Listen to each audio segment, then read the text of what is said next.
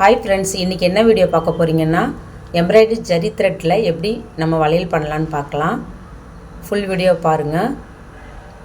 Hi, வாங்க வீடியோக்குள்ளே போகலாம். இப்போது ஜரி த்ரெட் எடுத்துருக்கேன் பாருங்கள். இது 7 தடவை சுற்றிக்கிட்டேன்.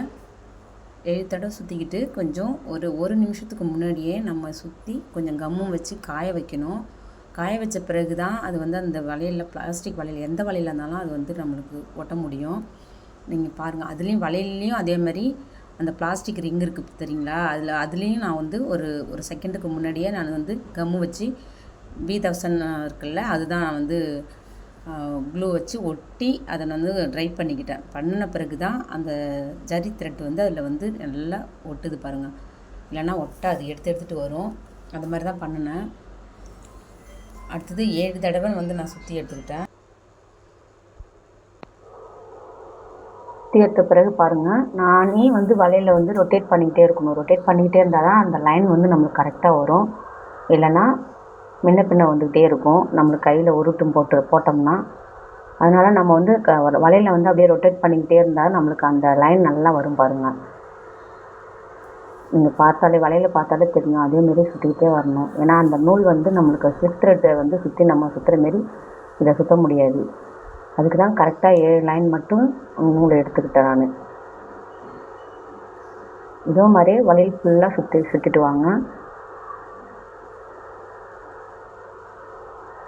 நம்ம டைட் பண்ணி சுற்றணும். ஏன்னா நான் உள்ளே நான் வளையல் எதுவும் சுற்றினது, நூல் எதுவும் சுற்றாமல் நம்ம வெறும் த்ரெட்டு மட்டும் சுற்றிக்கிட்டு இருக்கிறதால அந்த ஒயிட் கலர் ரெங்கு கரெக்டாக தெரியும் வெளியில். அதனால் கொஞ்சம் டைட்டாக நம்ம பிடிச்சி நம்ம சுற்றணும். டைட் பண்ணி சுற்றிகிட்டே இருந்தால் தான் கொஞ்சம் நல்லாவும் நம்மளுக்கு வரும். பார்க்கறதுக்கு நம்ம முடித்த பிறகு பாருங்கள், அது நல்லாவே வரும். உங்களுக்கே பார்க்க உங்களுக்கு பிடிக்கும். அது மாதிரி இருக்கும். ஏன்னா நம்ம கம்பி வச்சு சுற்றி நம்மளுக்கு வெளியிலலாம் வளையல் வாங்குறோம் தெரியுங்களா, அதை மாதிரி தான் இருக்கும் பாருங்கள்.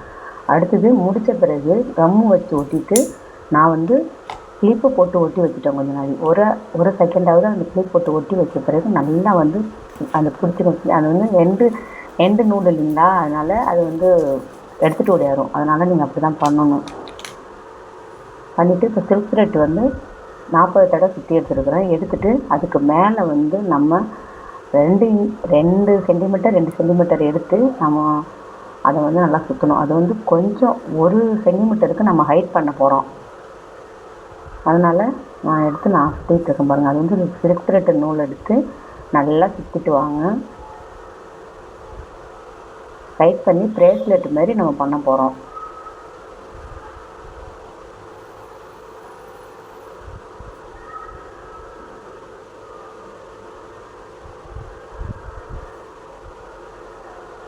இந்த பக்கம் 1 சென்டிமீட்ரு, இந்த பக்கம் 1 சென்டிமீட்ரு, சென்டரில் ஒரு சென்டிமீட்டர் இல்லாத ஒரு 6 சென்டிமீட்டர் எடுத்துக்கிட்டு நம்ம அதை சுற்றிக்கிட்டே இருந்தோம்னா அந்த 6 சென்டிமீட்டருக்கு நம்ம ஹைட் பண்ணணும். வலையில் ஹைட் பண்ணிக்கிட்டே இருந்தோம்னா நம்மளுக்கு ஒரு நல்ல பிரேஸ்லெட் கிடைக்கும் பாருங்கள். நான் எனக்கு போட்டு செஞ்சு முடித்த பிறகு காட்டுறேன் பாருங்கள்.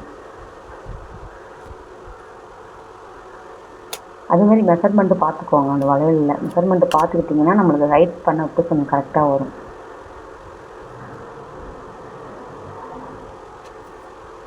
நான் எதுக்கு இது மாதிரி நான் சுற்றுறேன்னா, நம்ம சரி த்ரெட்டு நம்ம சுற்றணும் இல்லைங்களா, அது கண்டிப்பாக அது எடுத்துகிட்டு வரும் வெளியில். அதனால் நான் இந்த ஸ்லிப் த்ரெட்டை மேலே சுற்றிட்டு அது ஒரு பிரேஸ்லெட் மாதிரி பண்ணலாம் அப்படின்னு நானே நினச்சிட்டு அது பண்ணுறேன் பாருங்கள். அடுத்தது அந்த ஸ்டோனு லேஸ் இருக்குது தெரியுங்களா, அந்த லேஸை நான் ரெட் கலர் வச்சுருக்கேன். ரெட் கலரை சைடில் 2 பக்கமும் ஒட்டிக்கிட்டேன். ஒட்டுன பிறகு பாருங்கள், அது ஒரு பிரேஸ்லெட் மாதிரி தான் தெரியும்.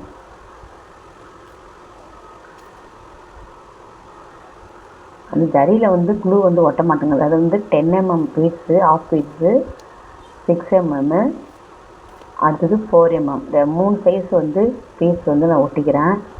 ஒட்டிக்கிட்டு 2 பக்கமும் ஒட்டிக்கிறேன். ஒட்டினா இது ஒரு பிரேஸ்லெட் பேங்கிள் மாதிரி தெரியும் பாருங்கள். நல்லாயிருக்கும், போட்டால் நல்லாயிருக்கும். நான் இதை ஃபினிஷ் பண்ணிவிட்டு நான் உங்களுக்கு நீங்கள் பாருங்கள், பார்த்துட்டு நீங்களே சொல்லுங்கள். பிடிச்சிருந்துன்னா லைக் பண்ணி கமெண்ட் பண்ணி ஷேர் பண்ணுங்கள். அடுத்தது ஒரு ரெட் கலர் ஒரே ஒரு த்ரெட் எடுத்து நான் சுற்றிக்கிறேன். இப்போது பால் செயின் இருக்குங்களே, அதை சுற்றி வளையல் சுற்றி நான் ஒட்டின பிறகு ஒரே ஒரு சில்க் த்ரெட் நூலை எடுத்து நான் வந்து அது வந்து எடுத்துக்கோங்கிறதுக்காக நான் வந்து அது ஒரு டிசைனாகவும் இருக்குது. பார்த்தா அந்த சில்க் த்ரெட்டு ஒரே ஒரு நூல் எடுத்து நான் சுற்றுவேன்.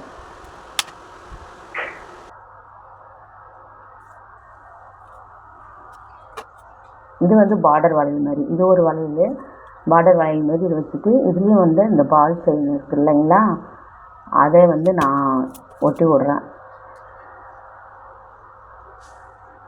மொத்தம் நான் 4 வளையல் பண்ணுறேன்.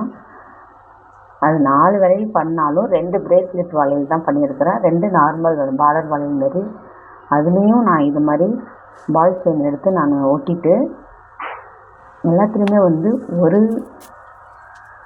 த்ரெட்டு வச்சு ஒரு த்ரெட்டு வச்சு நான் அதை சுற்றிடுவேன். நான் சுற்றினா தான் அந்த பால் செயின் வந்து நம்மளுக்கு விழாது, கொஞ்சம் கிரிப் கொடுக்கும் பாருங்கள்.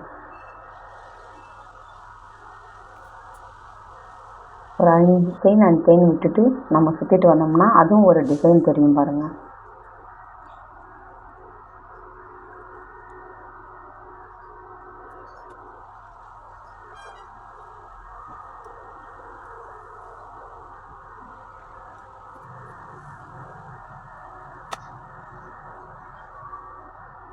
இப்போ இதை மாதிரி தான் ட்ரெண்டிங்காக இருக்குது. நீங்களும் வந்து உங்களுக்கு பிடிச்சிருந்ததுன்னா இதை மாதிரி நீங்கள் செஞ்சு நீங்கள் வந்து யூஸ் பண்ணிவிட்டு நீங்கள் சொல்லுங்கள் ஃப்ரெண்ட்ஸ்.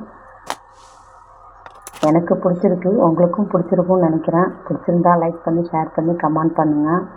உங்களுக்கு பிடிக்கலனாலும் கமெண்ட் பண்ணுங்கள், பிடிச்சாலும் கமெண்ட் பண்ணுங்கள். தேங்க்யூ.